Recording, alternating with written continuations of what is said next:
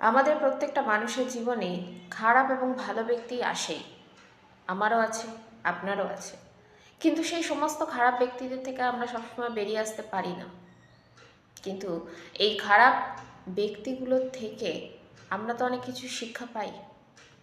যেমন যেদিন আগুন থেকে আমি ছ্যাঁকা খেয়েছিলাম, সেদিন তো বুঝতে শিখেছিলাম যে আগুন আমাকে কষ্ট দিতে পারে।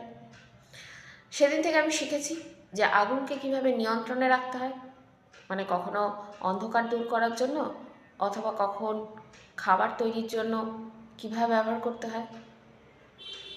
ঠিক তেমনই আমাদের জীবনেও যে খারাপ মানুষগুলো আসে, তাদেরকে খারাপ বলা বা তাদের সাথে খারাপ আচরণ করার দরকার নেই।